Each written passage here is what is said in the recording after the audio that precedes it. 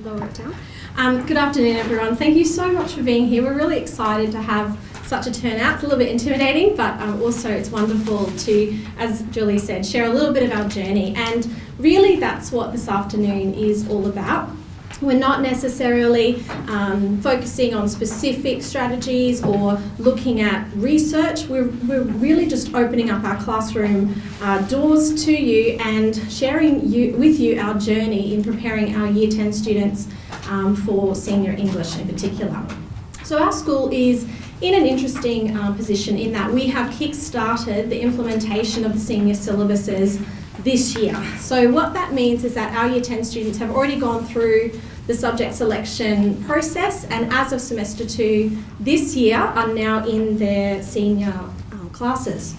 So for English, what that means is that we are offering English, and we have 4 classes of English, and we're offering literature, and we have 2 classes of literature, and we have a handful of girls who are doing both. So it's really exciting for us, but there has been a lot of work to get the girls to ready for this. And what it looks like for us is that term 3 is a foundation preliminary unit, and we'll be officially starting unit 1 in term 4. So we'll be essentially 1 term ahead, but it left us with this sort of gap and an opportunity where we could really look at what we wanted our Year 10s to do that would prepare them for that, particularly the first piece of assessment going into unit 1. So I'm a little bit nervous about showing what we're doing, and I was talking to Laura yesterday when we were going through things, and it's a bit like entering a dance competition after you've taken 1 lesson, because we've got no idea what we're doing like everybody else,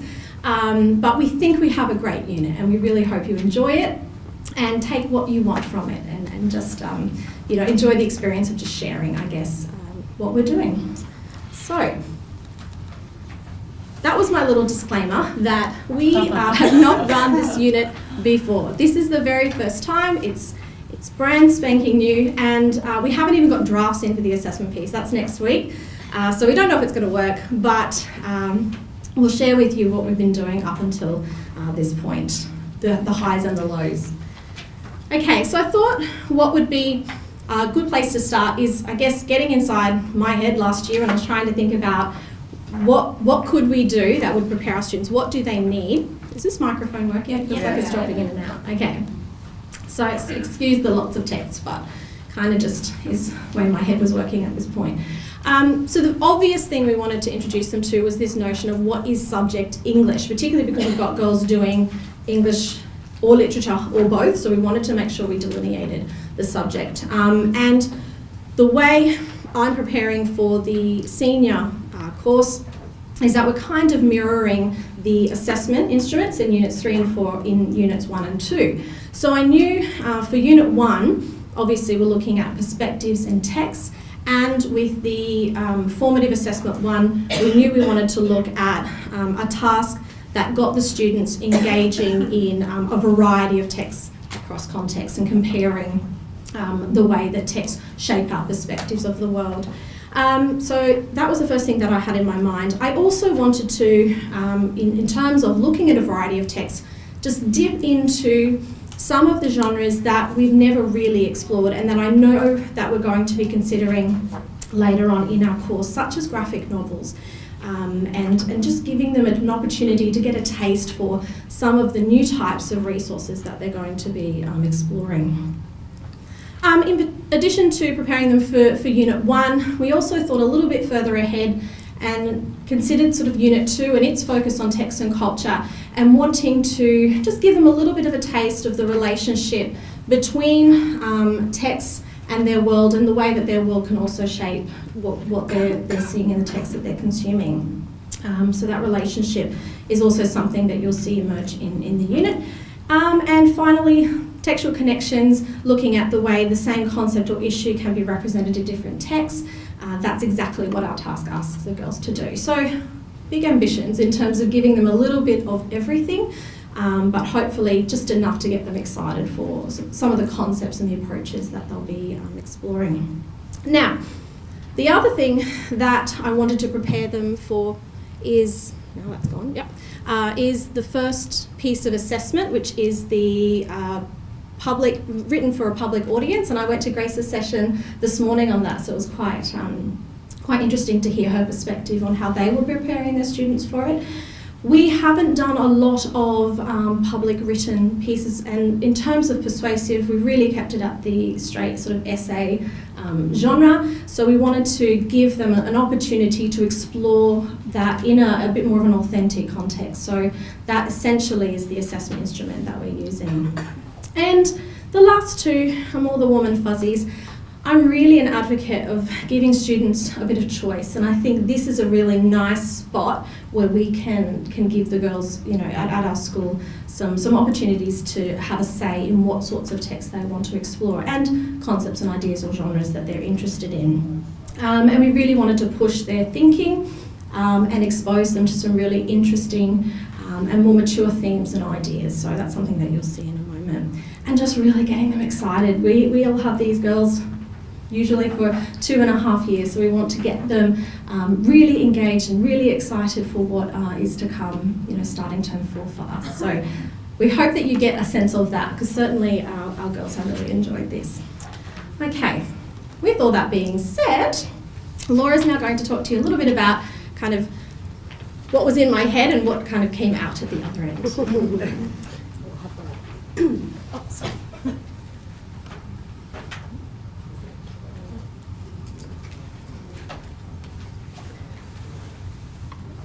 Okay, so a trip down memory lane.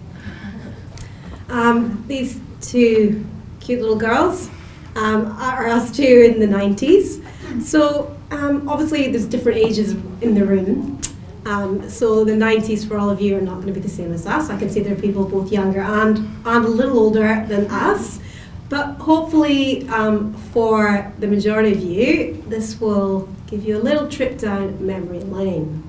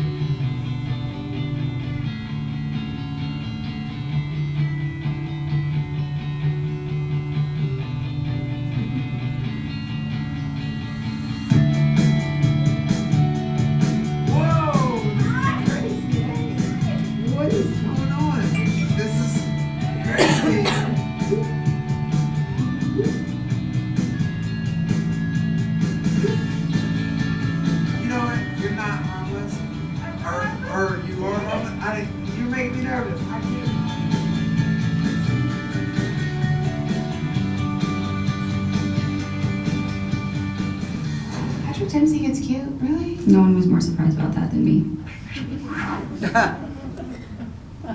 Okay, so a few memories of the 90s there. Surely a better time to be a teenager, I think. And it's interesting that our second keynote there, Nick was just talking about some of these issues that we're going to talk about today.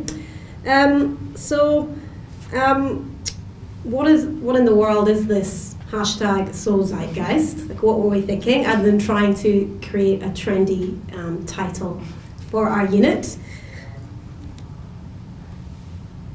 So the Zeitgeist, you can read the definition there. It's a concept from the 18th and 19th century German philosophy, and it's about the concept of the spirit of the age. So that was really the driving factor behind this unit. Us looking at letting the girls articulate what was important to them in terms of the spirit of their age, rather than us telling them. So the first task we asked students to do, you can see here, was to look at these videos. I don't know if you've ever looked at the Google Year in Reviews. And they had to watch this clip and identify 5 to 10 words that they thought best captured the zeitgeist, the spirit of this age, from 2017. So that was the first task. I'll let you have a look at this.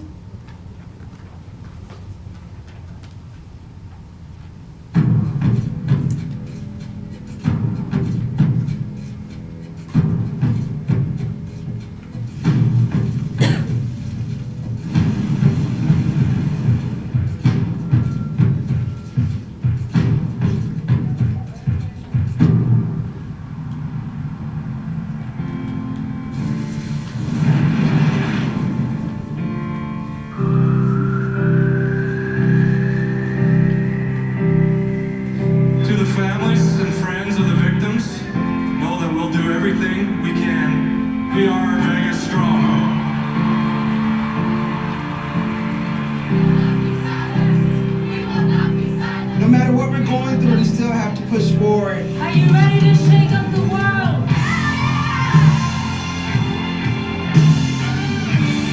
It takes an act of love to realize we are all in this together. We make this exciting. Look at that!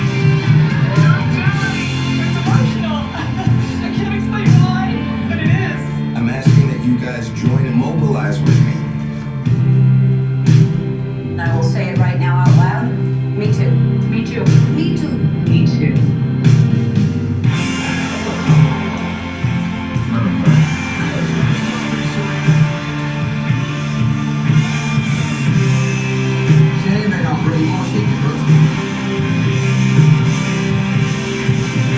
That was my favorite.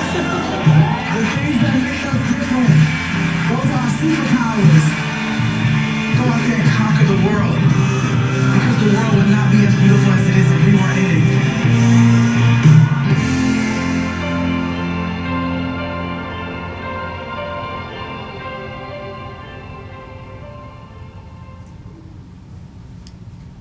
Okay, so that was basically our first introductory activity with the students to give them a sense of what the spirit of the age is. And the Google Year in Search was a really good way in for that. So once we had done that, we then asked them to create their own video for what they felt the zeitgeist for 2018 so far was.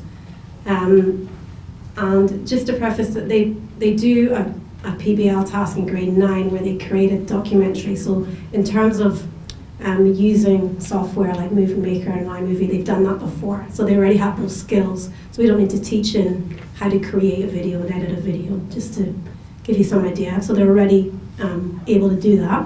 So they had, in groups, they had to create this multimodal representation about the zeitgeist of the year so far. And that was really to get them to engage with, well, what did they think was important for 2018 so far. So can you just take just a minute to talk to the person beside you about what do you think is important for 2018 so far? Like, what would you include?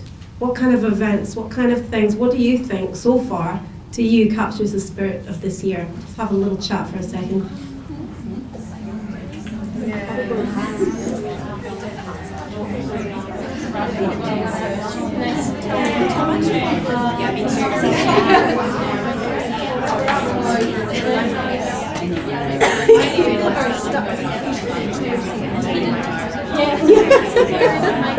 Because we're That's what having a baby does to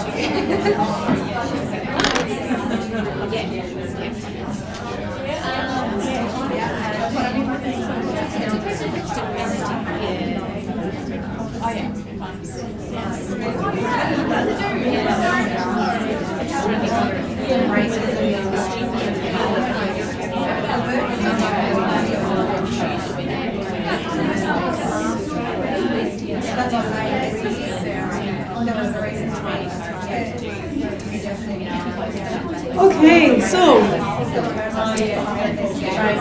perhaps we'll have a little look and see what the girls came up with. I hate to interrupt the chat, but I want to move on so that we can get through it all. Okay. Out of interest, what kind of things did your groups come up with? What kind of things? What kind of events? What was that? Sorry. Willpower. Oh, World Cup. Harry and Meghan's wedding. I was surely someone's going to do the royal wedding. Surely. Yep. I asked my year 10s what they currently trawl through Google, and they Yep. said conspiracy theories and makeup tutorials. Makeup tutorials. Start contrast. Interesting. Yep. The Cobb game. Commonwealth Games. Yeah. Oh. Yeah. Yeah, What was that? Sorry. Elon Musk. Oh, yep. Okay, so it'll be interesting. This is what one of our groups of girls produced. So a lot of what you have in here that you've mentioned is actually in here. So I'll let you have a look. This is what they produced.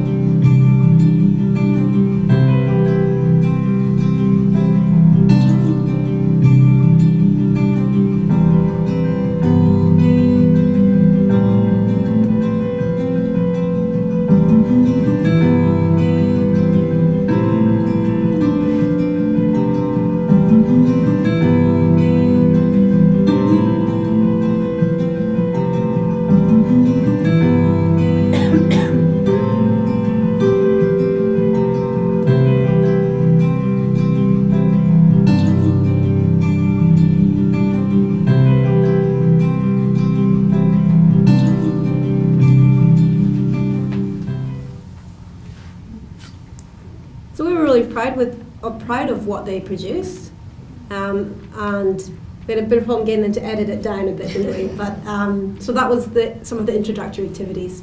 So Sam's going to talk to you about what happened next.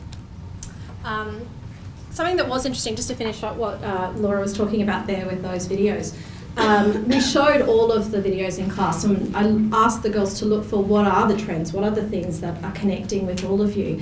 And one of the observations they made, and what I was quite surprised about, was how outward focused and how international a lot of their events were. And we had a big conversation around that. And I think sort of Nick's speech this afternoon resonated with me a little bit as well, how his novels were initially really set in Brisbane and the local area, and how that's really expanding, and I think we saw that there. These girls were, I think they were taking it very seriously, and they were quite mature in their videos. I certainly had other videos where it was all about flossing and makeup, YouTube, and all of that sort of stuff. So there was a nice range, but that one I thought was interesting to share. So, having established this abstract idea of a zeitgeist and our focus on looking at this notion of the spirit of the age or trends and what resonates or speaks with us and our young people, we then had to kind of morph that and interpret it in our own way and apply it to this concept of text and looking at what trends they're noticing, what is the flavour that they're tasting in the YA fiction they're reading, the films that they're viewing and the TVs that they're immersed in. So another opportunity for a quick chat. What do you think are some of the trends that you've noticed or that you've observed your students engaging in sort of literature and film and TV sort of over the last 5 years or so? I'd be interested to see if you pick up, and I can write a few more down for next year. Just give you a minute, thank you.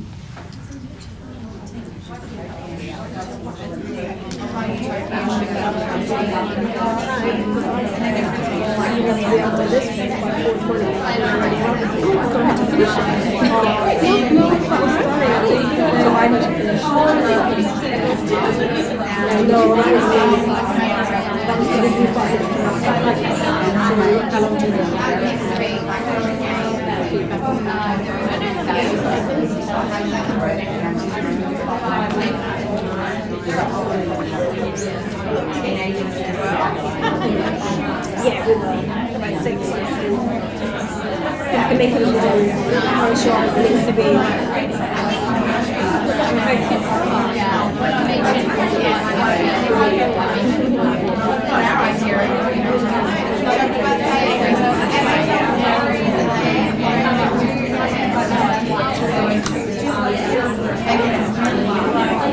All right, we'll keep going just so that we might finish early. We'll wait and see. So any call-outs, any trends, anything you're noticing? Just holler. Yeah. The game Fortnite. Yeah. Game Fortnite. Yeah. I mentioned Is this the dancing thing? Recently. No? What's the dancing one? My daughter's just... There's dances from Fortnite. That Thank you. See, there is a... Yes, there is. This is where I was introduced to flossing. Okay, anyway, keep going. Yep, anything else? Yep. I'm saying post-apocalyptic, dystopian, utopian literature is really taken, and sci-fi fantasy have all really come to the forefront. Yeah. Series. Yes. reality TV has made a comeback, and more young people are engaging with it than ever, which is kind of weird. Absolutely. Yeah, Julie? So for me, what I seem to be noticing is the access that kids are having is just it just continues to accelerate, and they're accessing content that's right on the edge of what is, in my eyes, okay for them or appropriate for them. Yes. I keep thinking of 13 Reasons Why. Child and this is very much in the forefront of my mind going into this unit. Definitely. Yeah. Good. Anything else? And definitely the Jenners at the moment. Yes. They're really topical about being a self-made, nearly billionaire. I think that was really topical amongst the girls in the classroom. Yeah, the self-made part, really. Yeah, and content creators and that sort of thing. Yeah, good. Sophie? Contouring. They look better at 14 than I ever will. And those eyebrows. I do not know how they get those eyebrows. I tried. Go back to our 90s photos. Yes, exactly. We remember all the 90s versions, Yes, sorry, thank you. More diverse representation and actual very critical analysis of that representation, so intersectional. There's a lot of queer this year, which is Yes, we are going to talk about that today. Yes. And I think it ties in with what Julie was saying, is that cutting edge, really trying to sort of push the boundaries around some of those. It's also the one we never mentioned, pornography. Oh, pornography. Online porn. Yeah. It hasn't come up in our classroom yet, so hopefully we'll stay that way. That's not on our list, but definitely.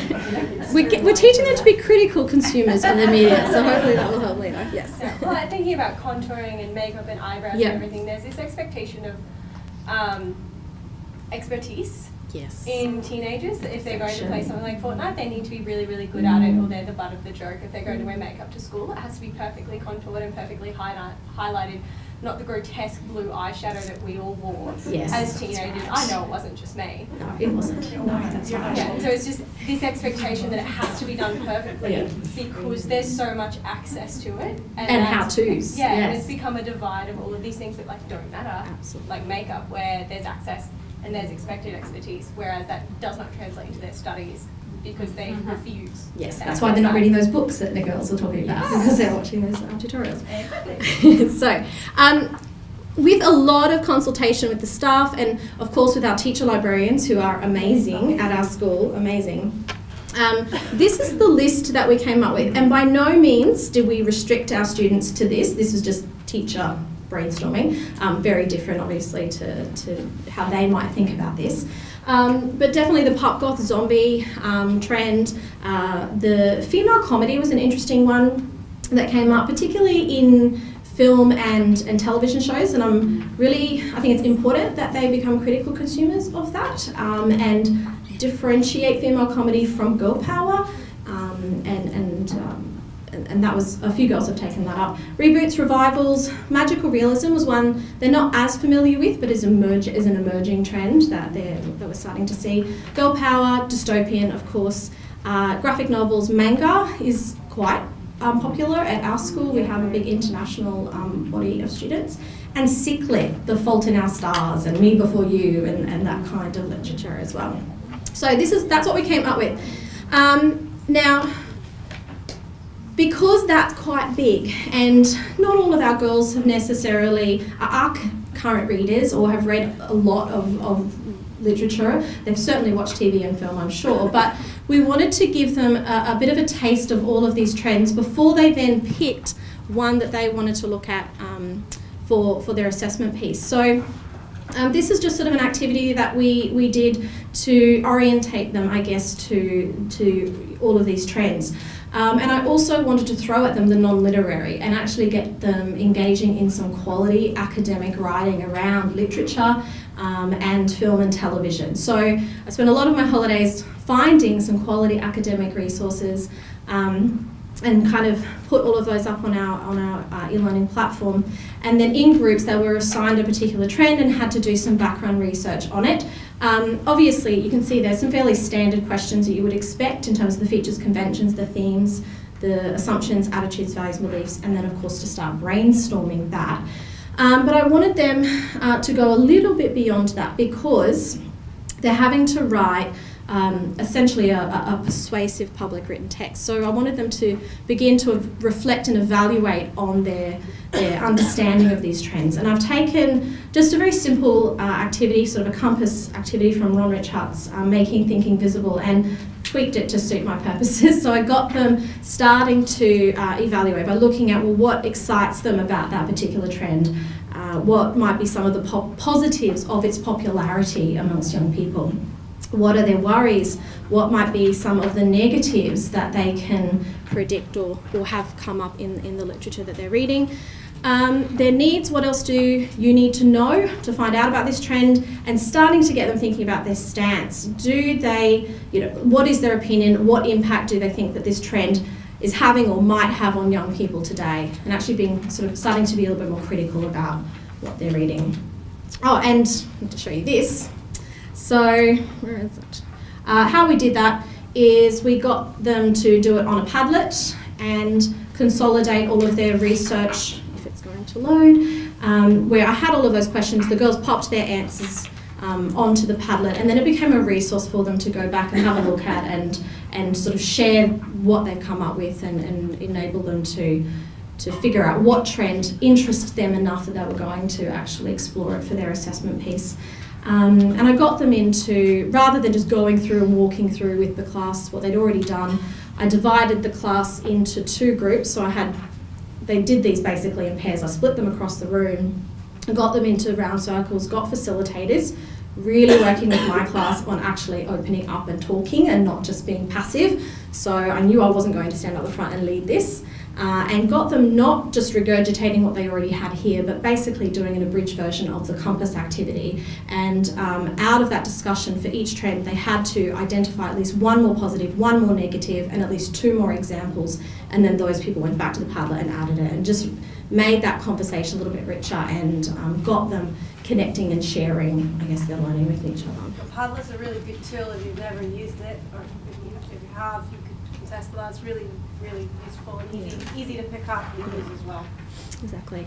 Okay, so with all that being said, at this point we've taken them to the library, they're starting to find and think about the text that they're going to do. For the assessment, which I'll talk more about in a moment, we wanted them to look at one movie, a novel and a non-literary text. So they went off on their way and started actually reading and watching films or thinking about what they'd already had seen. Whilst they were doing that, my obvious concern is teaching them how to actually analyse these texts and how to put together a public, persuasive sort of written piece. So I knew I wanted to do a model trend, and when we were doing our initial brainstorm, the first thing that came up, which was mentioned just in our brainstorm there, is the representation of LGBTQI. And I just want to preface my labelling it a trend with this disclaimer, and it's a conversation that I have with the girls, that we're not saying that representations of that community is new or that it is something that will eventually go out of fashion. We really looked at the trend being the type of representations, the diversity and the inclusivity that we're starting to see in this, particularly in YA fiction. So this we had to think a little bit about whether or not we went with this, and it's gone down really, really well. The girls have really enjoyed it, and we wanted to pick something that was a little bit out of their comfort zone and something that they, would take a lot from.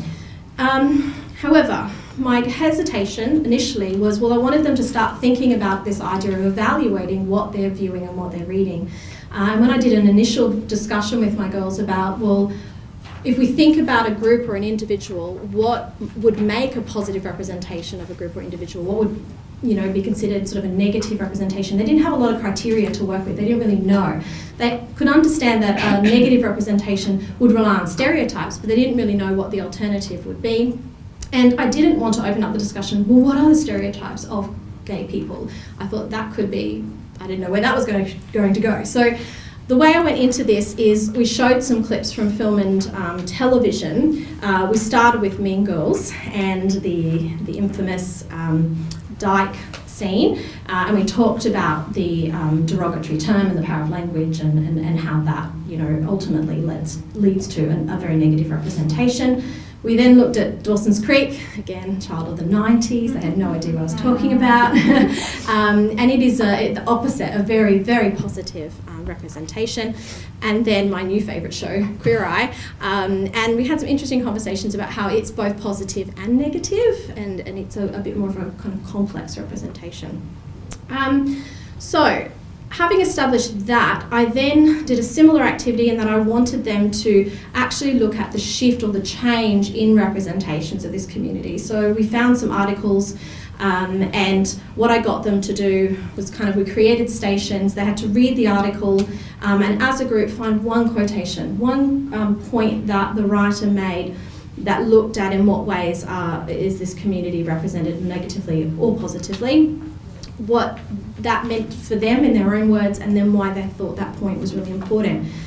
And once they had done that, we then put on the board a big list of what does a positive representation of this community look like? What does a positive representation look like, according to the articles at least that we had read? And that gave them something concrete with which to evaluate the text that we're going into to study.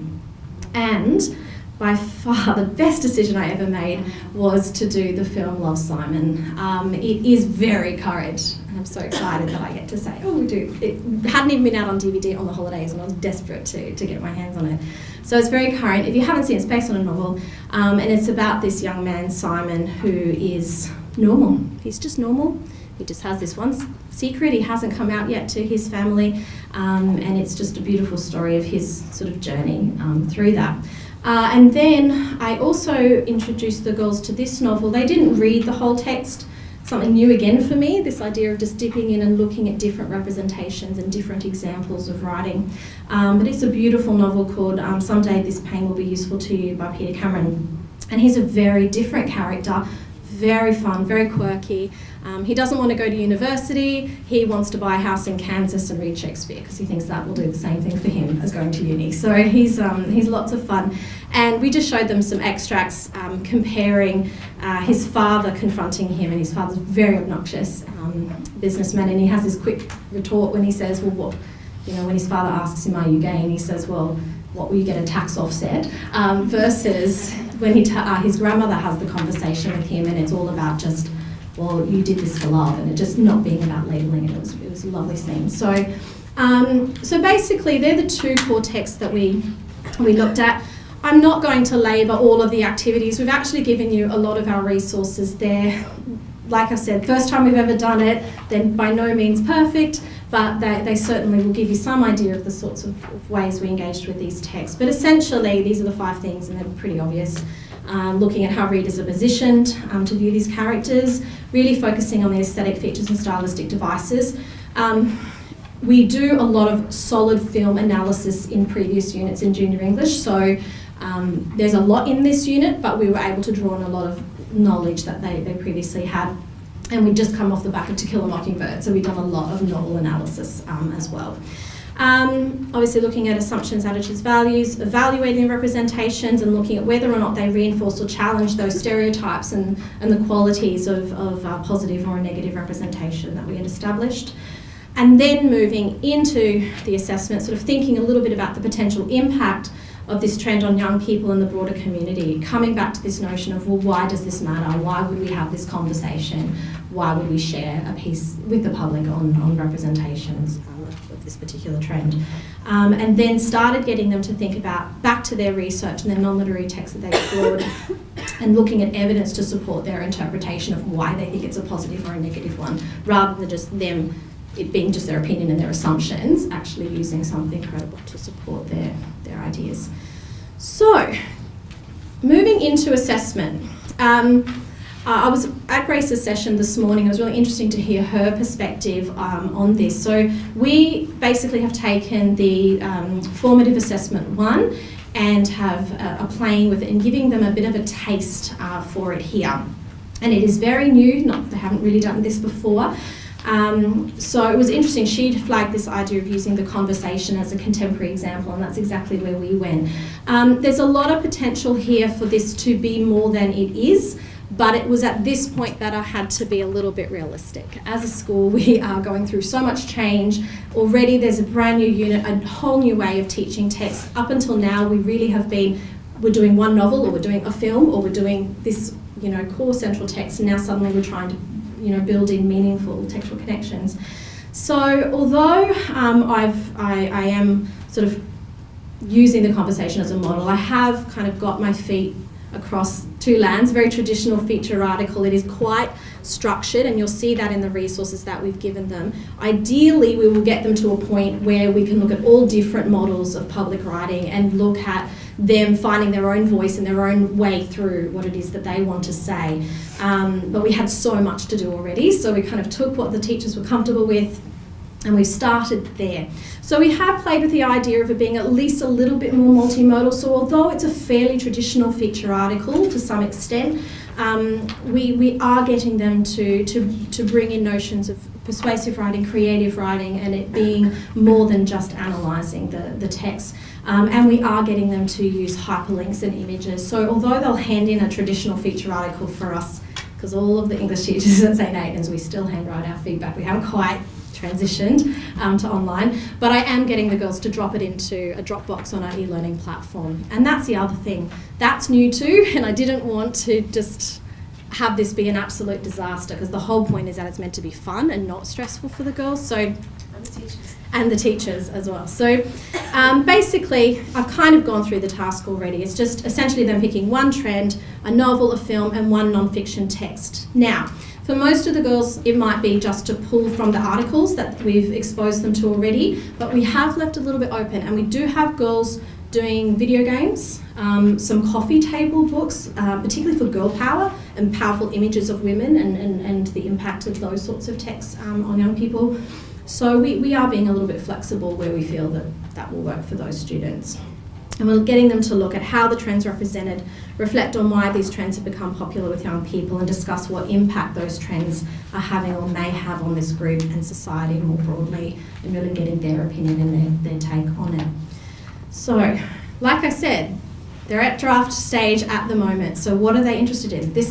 I don't have a nice product to show you. Look, this is all that can be achieved with this unit. But at this point, this is what they've selected in some of the texts. Now, we are having to monitor this a little bit with the girls, and this is one of the big challenges with this unit. Going in and checking all of these texts and making sure that they're appropriate, because they are still Year 10 and we still need to be mindful of that. So girl power is very popular, dystopian definitely. There is some female comedy happening there. Pop Goth Zombie, I've got a couple of girls doing that. Reboots and revivals, I really liked this one, One of Us is Lying, which is an adaptation of The Breakfast Club, and Riverdale, which is really popular with the girls, which is the Archie comics. Ciclet, very popular. And what I loved were those students that came and said, hey, I've noticed this in the books that I'm reading and the TV shows that I'm looking at. I'm like, yes, that's what we wanted. So I've actually got some girls doing self-discovery and that whole notion of, finding yourself, I guess, as a theme. We've got some girls doing AI, artificial intelligence. So, we've let them go ahead and do that if that's something that we think is going to work for the task. So that was super exciting. Just before I pass you on to Laura to sort of wrap things up, I have given you the unit plan there, and it's kind of very nerve-wracking doing that because, like I said, I've got no idea what I'm doing. And it really is just about, just like I said, showing our journey.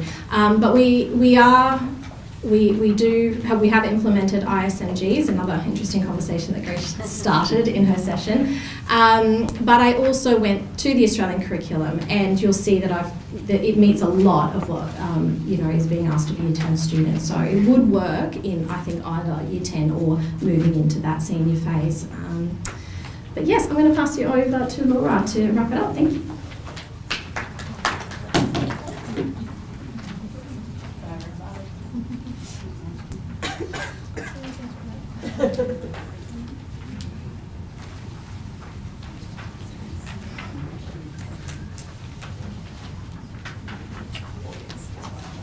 Okay, so obviously given that everything is new for our students, for us, and for our teachers, it's really important that we've reflected on how we're going all the way through.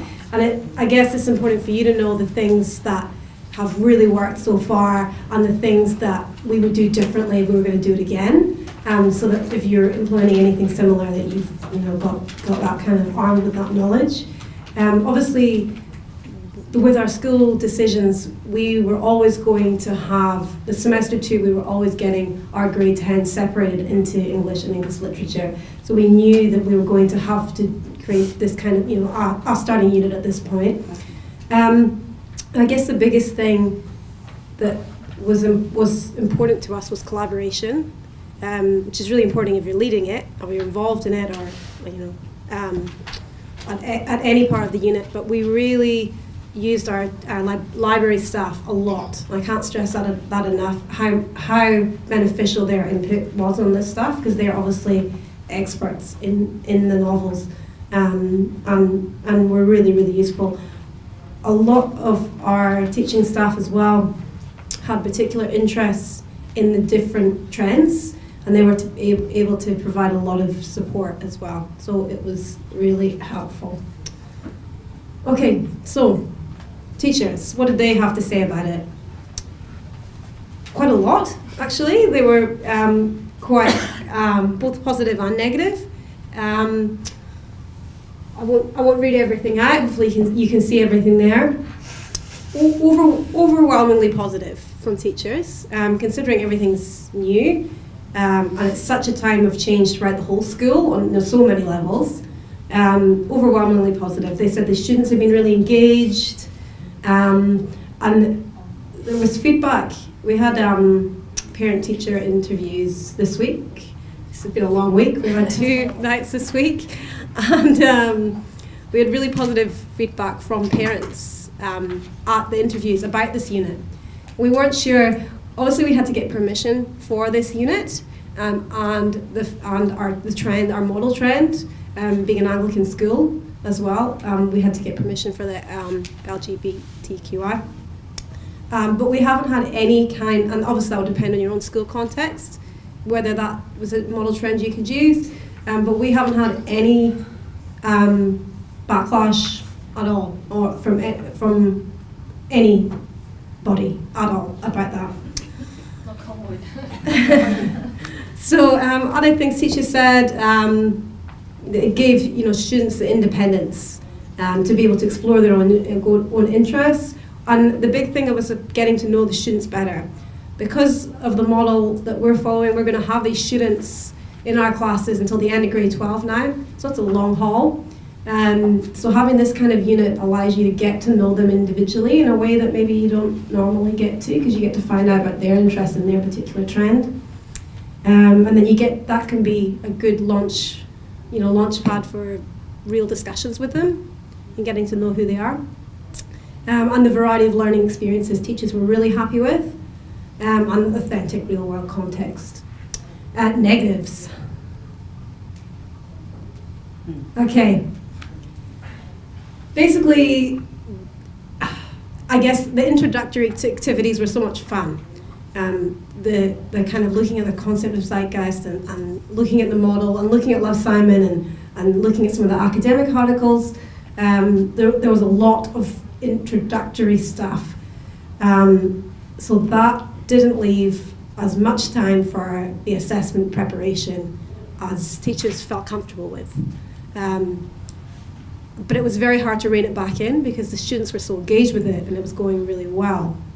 So that's a hard balance in terms of us working at when the unit begins and when we do assessment dates next time, because once your dates are locked in, they're locked in, that kind of thing. And so I guess we kind of need to look at allow more time for that introductory stuff. And refining of that background reading, so those academic articles that were provided, and providing more scaffolds for that to help accessibility for the academic reading. Some students who are not consistent readers find it challenging to find a contemporary novel because they're just not really in that space to know what's current. And some of our classes are quite big. That's a lot of students to try and individually support to find when they're not finding what they need to find, if that makes sense. Again, using our teacher librarians and trying to it not all be about the teacher, having to support the students in those decisions. Obviously, the focus, the LGBTQI focus may not work in all schools. That was a comment. But I guess that's like any unit, it works in some contexts, it doesn't work in others, all schools are different. The challenge of conferencing with students independently was obviously very challenging. And that's a bit of a shift, I guess, in how we teach, what goes on in our classroom. Okay, students. Overwhelmingly positive from the students. We did a Survey Monkey yesterday, was it? The day before yesterday? Yeah, a couple of days ago, just to get a bit of a sort of quick overview about how they felt, and over 90% were positive, which was really, really good to hear, especially when you're about to present on it. If it had been 90% negative, it would have freaked us out yesterday. So some positive comments. We just put in exactly what they said. So positive comments. I added some capitals. Just I would recommend this unit. It's a very different type of assessment, deeper thinking, great. Learn how to write in a different way, something you haven't done before. Negative, you're always going to get negative. Not ever having learned to write a featured article, because we haven't traditionally done that as a genre previously. It was probably you know, we hadn't built up those skills in junior like we would normally with most genres. But we are now bringing that into genre now that we've looked at it. We're looking at it in senior, we're bringing it back down to school. So I guess, again, it's something that's not a quick fix, you know, upskilling throughout. And obviously there's always that one, isn't there? It's boring and I feel like the task is confusing. Okay. Give up, I don't know what Well, it's you were picking the trend, so. Okay, so this is a quick, do we have time for this? Yeah, we'll have to ahead, hey. This is a real quick video from the girls about their opinions. Like, they were really giggly, so look, it's you get a little bit of feel about some of the texts they've picked and what they think. This was them told to stop giggling, so now they look super serious in it.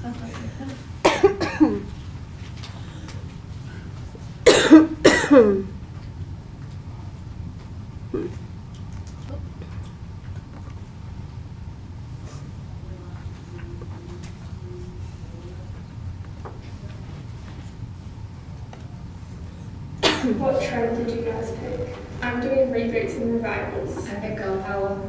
Why did you pick this trend? I chose reboots and revivals because I thought it would be interesting to look into.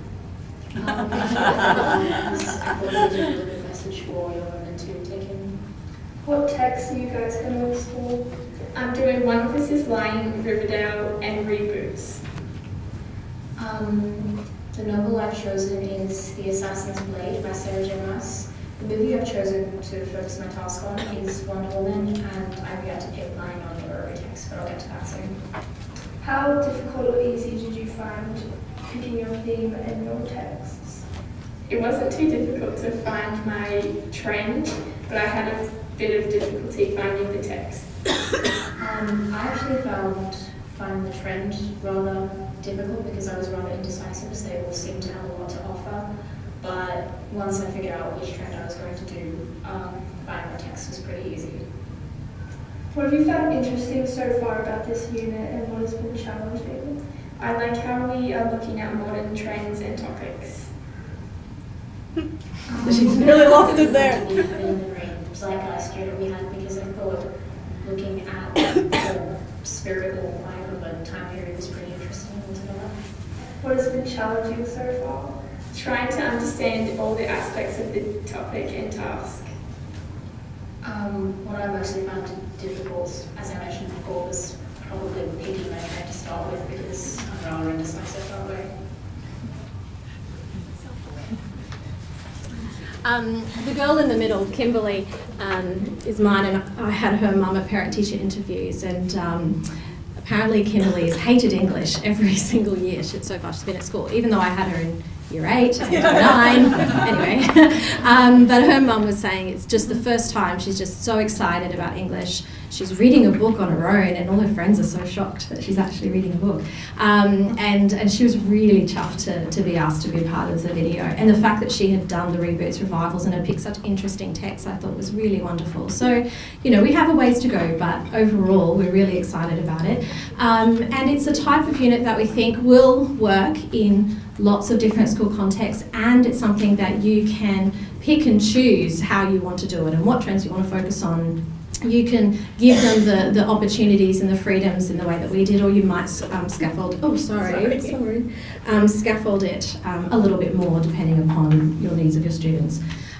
So I haven't given you all of the academic articles and all of that. If you are at all interested in anything else, or you want electronic copies of anything that we've shared with you, please feel free to email us. I'm more than happy. But we hope you take something away from it, and thank you so much for staying so late and giving us an audience. Thank you.